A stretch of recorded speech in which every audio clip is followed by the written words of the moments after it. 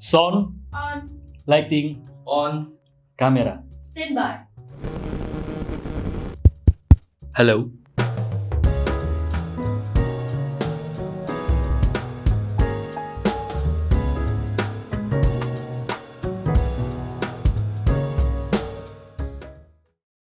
Halo Sobat Jokpro, kembali lagi bersama gue Timothy Vantriono, Sekjen Jokpro 2024 dalam Pojokpro, Podcast Jokpro. Di episode kali ini saya sudah ditemani oleh bintang tamu yang sangat spesial. Beliau merupakan seorang pengamat sosial yang beberapa kali di media sosial maupun di media mainstream juga seringkali melontarkan komentar dan analisisnya yang sering viral gitu ya. Beliau juga CEO dari kanal Anak Bangsa TV. Beliau juga tercatat sebagai Direktur Eksekutif Lembaga Kajian Anak Bangsa, pegiat media sosial yang punya channel YouTube yang kalau tadi berdasarkan ngobrol-ngobrol 500.000 subscriber kira-kira. Mari saja kita sambut Mas Rudy S. Kamri. Halo Mas Rudy. Alhamdulillah, terima kasih. Terima kasih Mas sudah meluangkan waktunya datang ke sini. Terima kasih diundang juga. Siap. Nah, Mas Rudy ini kan tokoh atau pegiat media sosial, sering menyampaikan komentar atau analisisnya begitu. Boleh nggak Mas dibagikan cerita motivasi atau yang mendasari tergerak untuk menyampaikan analisis atau pendapatnya di media sosial itu apa? Nah, terima kasih Mas Timothy. Ya. Ini singkat ya Mas ya. Sebetulnya saya itu bukan orang sosial politik, bukan orang politik juga gitu. Cuma memang saya juga bukan penulis sebetulnya.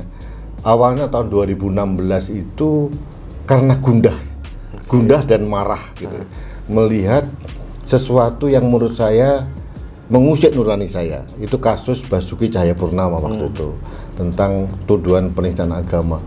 Menurut saya dengan kacamata sebagai rakyat jelata, kok ini ada sesuatu yang nggak benar nih, arahnya ke sana. Lalu saya mencoba untuk mulai nulis. Nah setelah itu kok kayak snowball gitu.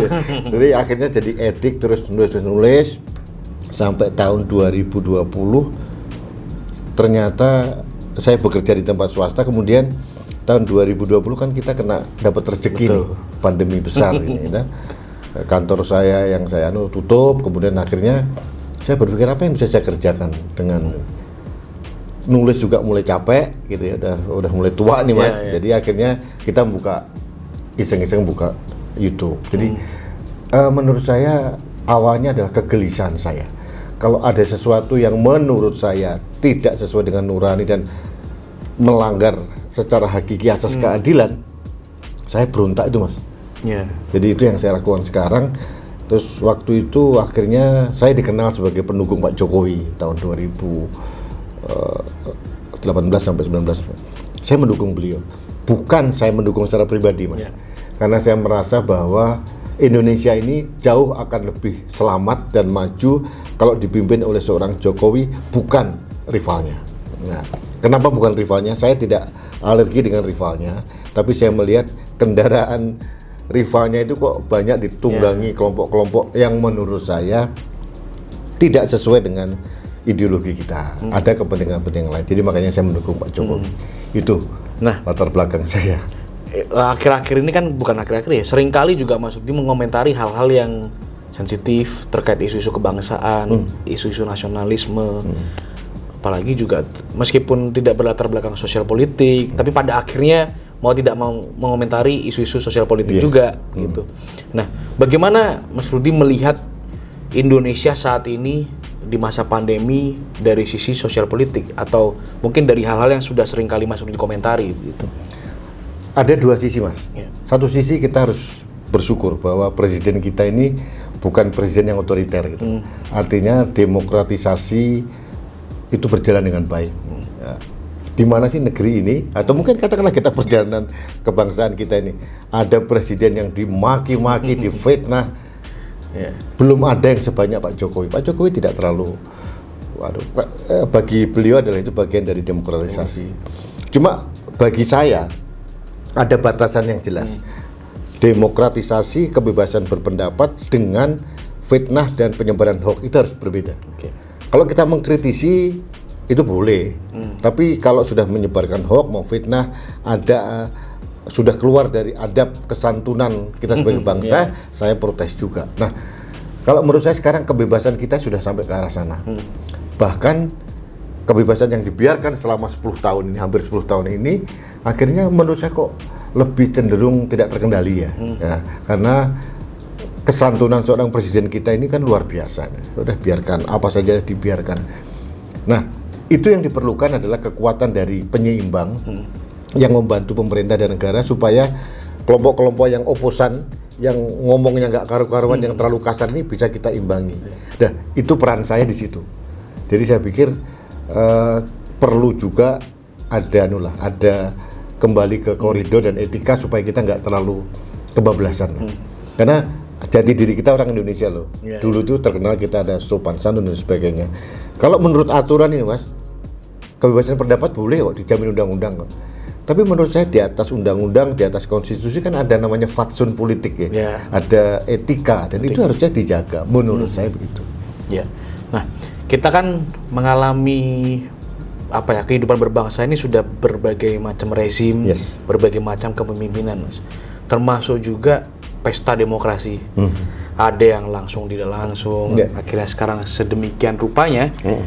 Tapi kita semua sadar bahwa sejak tahun 2014 itu pemilu kita sudah tidak lagi sama. Ditambah lagi tadi yang Mas Rudi sampaikan ketika Pilgub DKI itu semakin parah lagi, 2019 parah lagi. Bagaimana perspektif atau kacamata Mas Rudi melihat politik kekinian Indonesia di paling tidak di 10 tahun belakang inilah? Saya jujur aja sama kita tidak happy dengan kasus Pilgub DKI karena bagaimana politik identitas begitu kasar dimainkan begitu ya. Tapi ya, tetap saja secara koridor, secara konstitusi kan nggak salah juga, boleh saja. Tapi kan kembali tadi, kita terusik rasa kebangsaan kita. Nah, kalau kita bicara 10 tahun ke depan belakangan ini, menurut saya sih kita masih seimbang. Saya bersyukur teman-teman seperti Mas Timothy, saya atau yang lain tuh masih membantu menjaga kewarasan kita untuk menyeimbangi suara-suara dari sana. Saya kira nggak apa-apa Mas, biar dia berjalan terus. Karena bagi saya, kita ini Mas, mulai awal tahun 70 sampai reformasi, mungkin dirimu nggak ngalamin. Belum. Itu terkekangnya luar biasa. Terkekangnya luar biasa. Reformasi tahun 98 kita kayak euforia. Dan menurut saya euforianya kebablasan. Tapi suatu saat nanti ada siklus Mas. Ada siklus, ada penyimbang, dan itu bagi saya biarkan saja. Ini kan kita sedang berproses sebagai bangsa. Saya kira itu. Dan mungkin negara lain sama lah kayak gitu. Nah, yang saya menarik nih Mas, seringkali orang yang saya temui menyatakan pendukung Jokowi dari 2013, bahkan dari beliau jadi wali kota ataupun gubernur. Tapi yang menarik tadi Mas Rudi sampaikan 2018. Apa yang membuat Mas Rudi di tahun 2014 tidak vokal gitu ya? Baru di 2018. Mulai tahun 2014 waktu beliau jadi calon presiden yang periode pertama, saya mendukung Pak Jokowi juga, tapi tidak membuat suatu analisis atau bersuara keras gitulah. Karena saya melihat waktu itu saya belum ada panggilan ini, belum ada country call. Setelah kasus Ahok ini, country call saya kuat Mas. Titik baliknya itu. Wah, di situ. Jadi saya harusnya kencang sampai sekarang. Nah, tapi jangan salah, saya udah bilang pada saat setelah dilantik beliau, saya langsung bicara sama beliau bahwa tahun 2019 Oktober saya ketemu beliau, saya katakan, Pak, saya mulai sekarang berhenti mendukung seorang Jokowi, tapi sekarang saya mendukung Indonesia. Artinya saya bisa juga kadang-kadang mengkritisi presiden, mengkritisi pemerintah, tapi tetap dalam koridor menjaga Indonesia. Jadi jangan saya anti Jokowi, enggak. Jadi karena kalau saya mendukung Indonesia, otomatis kan ada presiden di situ di dalamnya. Itu yang saya jaga. Karena presiden, kita pun perlu menjaga kewarasan presiden, bagaimana presiden bisa mengelola negara dengan baik. Butuh masukan dari kita. Artinya kita bukan jadi pendukung yang pakai kacamata kuda. Apapun yang bisa dikatakan pemerintah itu selalu benar gitu. Tapi berisiko Mas Dimati. Risikonya adalah pada saat saya meluruskan, mengkritisi, memberikan solusi, kadang-kadang teman-teman yang pakai kacamata kuda itu, wah, kita sudah berubah, dianggap saya sudah jadi kadrun lah, mungkin. Tapi bagi saya nggak apa-apa, itu risiko ya. Jadi hanya orang tertentu yang tahu bahwa inilah cara saya menjaga Indonesia, seperti dirimu lah, bagaimana menjaga Indonesia. Cuma mungkin cara saya adalah saya mengkritisi. Sebetulnya ujungnya ya yang saya jaga itu presiden sebetulnya. Yang saya kritisi lebih banyak pembantu-pembantu beliau ini, yang sering, mohon maaf, sering tidak proper menjadi benteng pertahanan bagi presiden, sehingga sering banget amunisi-amunisi itu langsung diarahkan kepada presiden. Itu yang bagi saya harusnya ada filter nih. Ya, betul. Harusnya ada barrier nih. Menteri kan tugasnya itu, Mas. Betul. Gitu loh, itu. Jadi kalau misalkan Mas Timothy jadi pembantu Pak Jokowi, berarti kan paling depan gitu, jadi presiden. Betul. Benar kan ya? Betul. Nah, itu yang sering saya kritisi. Ya. Nah, seringkali juga saya tanyakan kepada banyak orang, Mas. Apa sih yang ngebuat Mas Rudi mendukung Pak Jokowi 2 kali? Oke. Motivasinya apa? Atau apa ya, sisi positif apa yang Mas Rudi lihat, wah Pak Jokowi ini pemimpin Indonesia yang dibutuhkan gitu mungkin. Oke. Kalau masalah pemimpin Indonesia yang dibutuhkan sudah terbukti lah ya. Artinya pilihan saya merasa benar, tepat ya. Tepat sekarang ya, sudah teruji dan terbukti. Tapi kalau ditanyakan mengapa dulu kan pada waktu kan belum ada bukti ini. 2004 sampai tahun 2014. Ya 10 tahun itu. Ya 10 tahun. Kita dipimpin presiden yang menurut saya awalnya saya dukung itu karena wah kita butuhkan sosok yang tegas, harus membuat sesuatu dan sebagainya. Ternyata kan tidak. Tidak ya. Tidak, ternyata kita melihat selama 10 tahun ini kita berjalan seperti autopilot gitu. Kayak pesawat ya, kita berjalan terus bangsa ini kayak kita nggak punya pemimpin. Perasaan saya begitu. Nah, setelah tahun 2014 2013 saya berpikir, saya dan beberapa orang yang lain yang secara kolektif punya perasaan yang sama, kita harus cari pemimpin yang antitesis nih. Tidak perlu orang yang gagah militer, berani dan sebagainya, tapi melempem gitu ya. Kayak tadi kita makan kerupuk kelihatan bagus, ternyata melempem. Nah, akhirnya antitesis bahwa kita cari presiden yang seolah pada saat melihat orang itu melihat kita. Dan harus diakui Jokowi adalah representasi dari rakyat kebanyakan, benar nggak Mas? Betul. Orang yang nggak keren, nggak gede gagah, nggak ganteng banget juga nggak. Tapi pada saat kita melihat Jokowi, itu adalah kita melihat kita. Ya, itu satu. Yang kedua, jujur saya juga memonitor rekam jejak beliau. Bayangin Mas, periode pertama di Solo, beliau itu hanya mendapatkan 38%. Periode kedua, di atas 90%. Artinya, kepuasan masyarakat Solo waktu kan luar biasa. Nah, kemudian dibawa ke Jakarta. Apa yang kita lihat? Gaya kepemimpinan Jokowi merombak semua manajemen pemerintahan di Jakarta. Artinya memang punya rekam jejak. Itu 2. Yang ketiga, saya melihat lawan Pak Jokowi ini mulai tahun 2014, 2019 adalah orang yang sama, gitu ya. Dan saya tidak mengatakan bahwa Pak Prabowo itu tidak nasionalis, tidak. Tapi saya punya keyakinan waktu itu, dan mungkin tidak hanya saya, di kendaraan Pak Prabowo itu terlalu banyak kelompok-kelompok yang berpotensi mengancam kedaulatan dan ideologi negara kita. Kelompok, mohon maaf nih, kelompok khilafah banyak di situ, kelompok pro HTI juga banyak di situ. Jadi akhirnya kita kan terpolarisasi nih, kelompok nasionalis dan kelompok-kelompok yang seperti itu. Itu terjadi. Saya dengan 3 premis tadi, dengan 3 alasan tadi, yakin benar bahwa Jokowi adalah salah satu jawaban kita untuk Indonesia maju. Dan jujur saja Mas, terbuktilah. Banyak terobosan-terobosan dia, infrastruktur aja udah banyak sekali kemajuannya.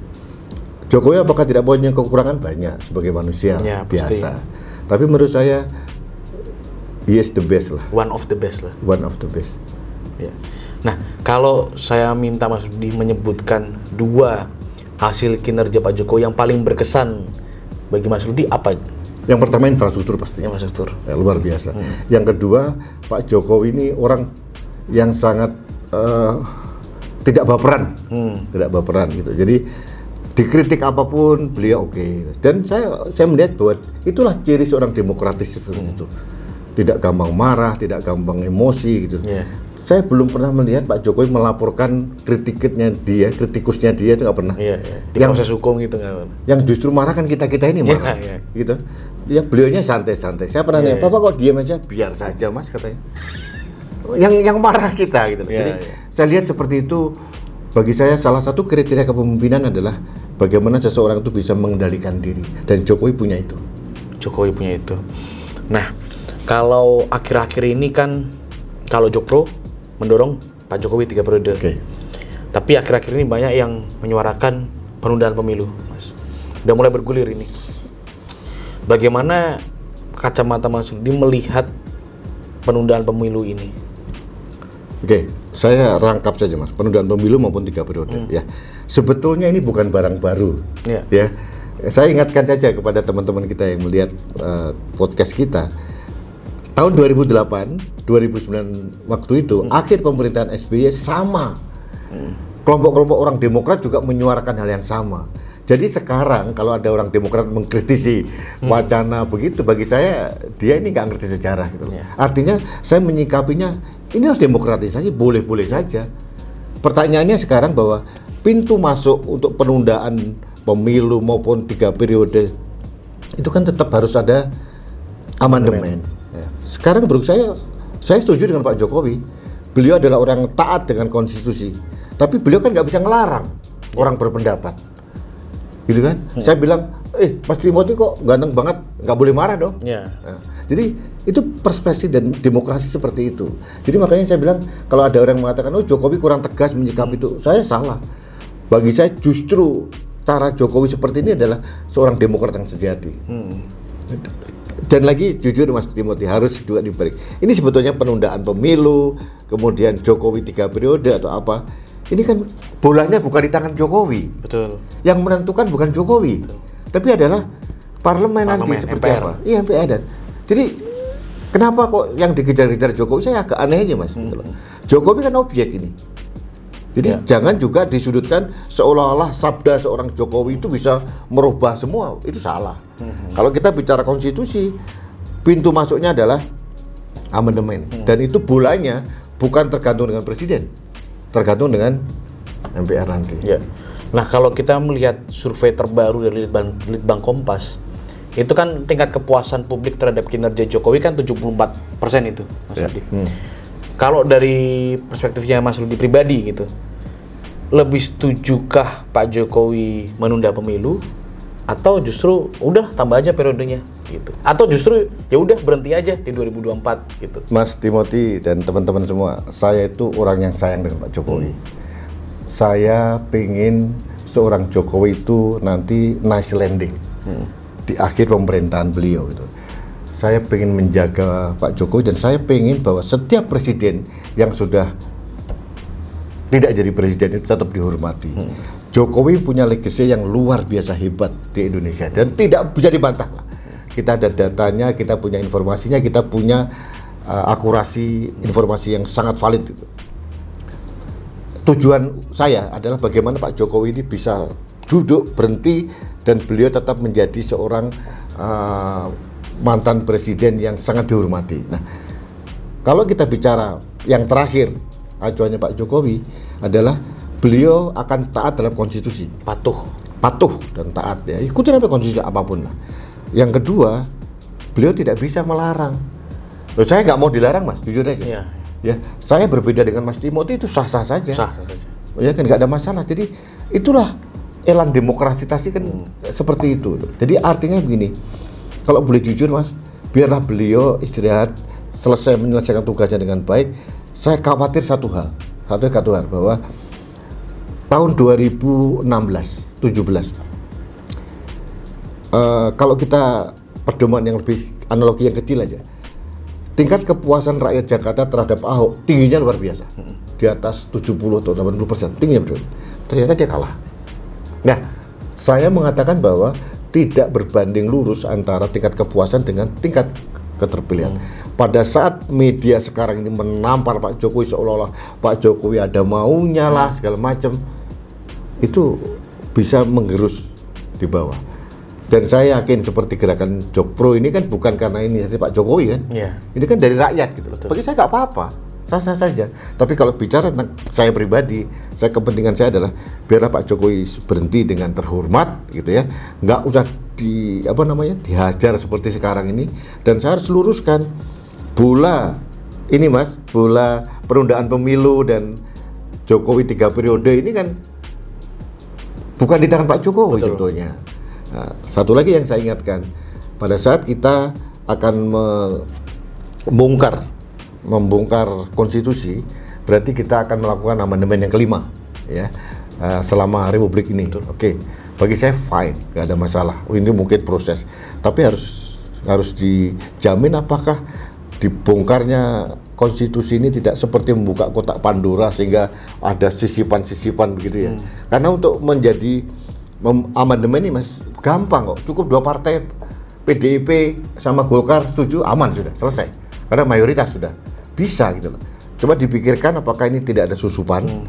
Yang kedua, apakah ke depan pasca katakanlah Pak Jokowi dengan asumsi terpilih kembali sampai tahun 2029, artinya ke depan kita harus siap menerima siapapun dia menjadi 15 tahun menjabat.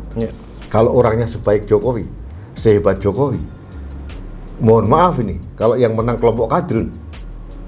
Ini saya harus memberikan pandangan saya, tapi intinya saya serahkan saja pada berproses seperti apa. Saya menghormati perbedaan pendapat yang mau 3 periode. Tapi jujur saya tidak setuju dengan penundaan. Nah itu, kalau penundaan saya sudah pasti tidak. Tapi kalau masa 3 periode, ya monggo. Tapi harus dipikirkan plus minusnya, begitu Mas. Makanya Jokpro sendiri dakwah. Ini boleh diminum nih? Boleh, monggo. Kalau Jokpro sendiri memang ini Mas, dakwahnya nggak pernah kepada Pak Jokowi. Ya.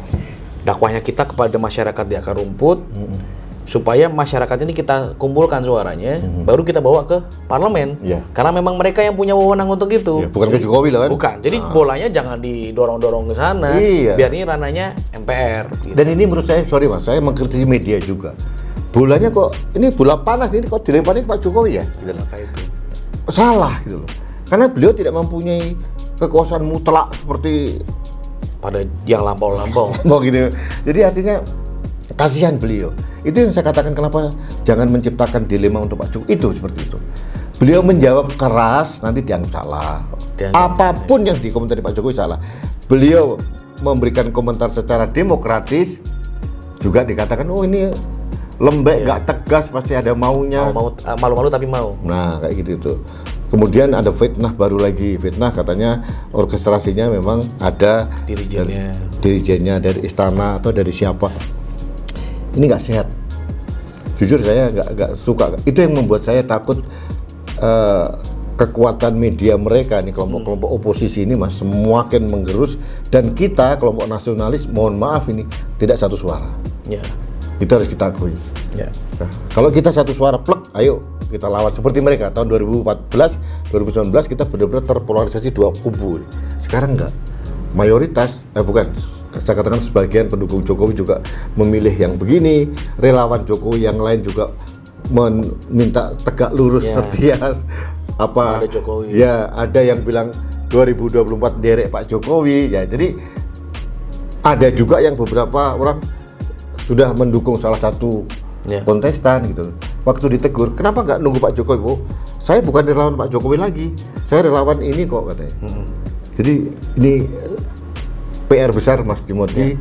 Soliditas dari relawan Pak Jokowi ini agak menjadi masalah gitu. Dan pernah saya dalam satu podcast saya menyampaikan usul kepada Presiden bahwa tahun 2024 ini yang paling dominan ada namanya Jokowi Faktor.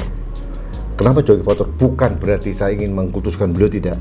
Tapi di belakang Jokowi ini ada puluhan juta orang yang mendukung beliau, dan itu harusnya bisa dikapitalisasi menjadi kekuatan besar, menjadi alat bargaining Pak Jokowi supaya partai-partai itu nggak semena-mena. Karena kan kita nggak mengenal presiden independen ini, gitu. Jadi masih tergantung partai. Nah, untuk itu Pak Jokowi harusnya mengorganize pergerakan relawan ini supaya gampang satu komando dan diarahkan terus Mas. Itu usulan saya. Baik. Tadi kan supaya fair, saya tanyakan pendapat pribadi. Ketika kita berdinamika berbangsa dan bernegara, kita harus melihat realitanya seperti apa. Nah, kalau menurut Mas Rudi, ketika nanti pada akhirnya survei SMRC misalkan 40% setuju Jokowi 3 periode, yang mana ini kan lembaga survei kredibel. Kita berkaca pada realita masyarakat juga banyak yang setuju Pak Jokowi 3 periode di Blora segala macam. Akhirnya organisasi relawan pun beberapa sudah menyatakan sikap gitu. Nah, apakah nanti pada akhirnya Mas Rudi setuju, jika memang rakyat menghendaki dan MPR mengamandemen konstitusi, Pak Jokowi mengiyakan, apakah Mas Rudi akan, oh ya, akhirnya saya dukung lagi deh Pak Jokowi? Saya setuju dengan syarat. Syaratnya adalah adanya soliditas dari pendukung ini. Jujur Mas, kalau kita bicara PBNU, kayak Said Agil, periode 1, periode 2, dan diwanti-wanti jangan masuk periode ketiga. Beliau sangat percaya diri karena pendukungnya banyak, karena incumbent. Ternyata kalah. Jujur Mas, saya membayangkan jangan sampai Pak Jokowi kalah. Sekarang kita lihat realitasnya.